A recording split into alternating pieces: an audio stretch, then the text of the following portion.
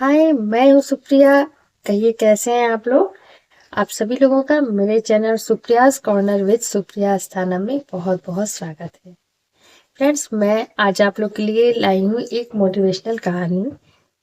In case यदि आप मेरे चैनल पे पहली बार आए हैं तो मेरे चैनल को जरूर से सब्सक्राइब। मैं अपने चैनल पे ऐसे ही वीडियो अपलोड करती हूँ जो हमें हमारे हाईएस्ट सेल्फ से कनेक्ट कराकर हमारी लाइफ को इम्प्रूव कर सके। So without any delay let's start the video. तो फ्रेंड्स, कहानी कुछ इस तरह से है कि एक माली ने बगीचा लगाया और उसे हरा भरा भी बनाया। ठीक है, तो एक दिन कोई गाय जो थी ना वो उस माली के बगीचे में घुस गई और पेड़ पौधे सारे उसके तोड़ डाले और उसको खाने वाने लगी और गिरा दिया सारी चीजें। तो ये सारी चीजें माली को देखकर बहुत गुस्सा लगा और उसने गाय को ना लाठी से इतना तेज मारा कि वो गाय जो थी ना वो चक्कर खा के गिर पड़ी और वो वहीं ढेर हो गई। तो जब गाय मृत्यु को प्राप्त हो गई तो उसके पास मालिक के ऊपर ना गौ हत्या का पाप आ गया और उसके सामने खड़ा होकर बोलने लगा कि और लो, मैं आ गया हूँ और अब मैं तुम्हारा सर्वनाश करूंगा। तो पंडित जी के मुंह से उसने सुना था कि मनुष्य के हर अंग का जो मालिक होता है वो एक देवता होता है और हाथ का देवता जो था वो इंद्र बताया गया। तो उस क्या हुआ कि जब उसने ये उसको याद आया कि इंद्र देवता होते हैं हाथ के, तो उसकी सारी चिंता दूर। तो फ्रेंड्स, जब गो हत्या का पाप जो था वो माली के पास पहुंचा तो माली ने कहा कि भाई, मैंने नहीं, इंद्र ने हत्या की है, तुम उसी के पास जाकर दंड दो। और पाप जो था वो इंद्र के पास चल पड़ा।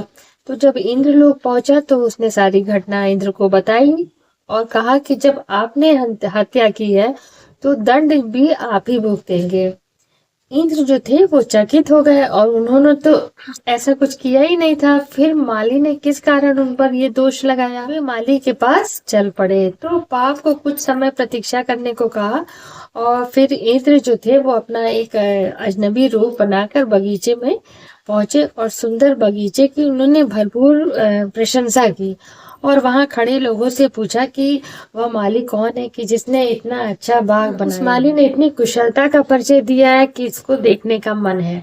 तो माली के कान में जब ये भनक पड़ी तो वो दौड़ा दौड़ा आया और विस्तार में बताने लगा कि पहले तो यहाँ जो है ना पूरा जंगल ही जंगल था। मैंने बहुत मेहनत करके इसको भूमि बनाया और यहाँ पर मैंने बहुत ही अच्छे अच्छे पेड़ पौधे लगाए और दूर दूर से मैं पौधा लाता था और मैं इन्हीं हाथों से मैंने यहाँ लगाया और मैंने इन्हीं हाथों से इनको सींचा है, सजोया है। तो ये मेरा ही पुरुषार्थ है और अब इन्हीं हाथों से इसमें मतलब फल फूल की जो फसल है ना वो भी मैं बटोरता हूँ और उससे मैं बहुत ही अच्छी कमाई भी करता हूँ। तो उसने गर्व पूर्वक ये अपने हाथ दिखाए और कहा कि मतलब अपरिचित को दिखाया कि मैं इन्हीं हाथों से जो है ना वो कमाई करता हूँ और बहुत अच्छी कमाई करता हूँ। तो अपरिचित के रूप में जो इंद्र आए हुए थे तो वे तुरंत ही अपने असली रूप में आ गए और जब असली रूप में आ गए तो वे बोले कि जब तुम इन हाथों की कमाई का श्रेय और लाभ खुद लेते हो तो फिर गौ हत्या का पाप तुम इंद्र के मत्थे क्यों मरते हो भाई। तो गौ हत्या के पाप को भी तुम्ही को भुगतना है, तुम ही भुगतोगे। तो माली को अपनी जरूरत से ज्यादा समझदारी का दंड जो था ना वो भुगतना ही पड़ा। तो फ्रेंड्स, इस कहानी, छोटी सी कहानी से हमको यही शिक्षा मिलती है कि हमें अपने किए गए कर्मों का फल भुगतना ही होता है और कर्म अच्छे हों चाहे बुरे हों। ठीक है, तो ऐसे मतलब हमको क्या कोशिश करनी चाहिए कि हमसे कोई भी बुरे कर्म ना हो, क्योंकि बुरे कर्म का फल हमको निश्चित ही भोगना पड़ता है। तो ये कोशिश करनी चाहिए कि हम जब भी कोई भी कर्म करें तो अच्छे करें और पूरी तरह से जागरूक रहें कि हमसे कोई भी त्रुटि ना होने पाए।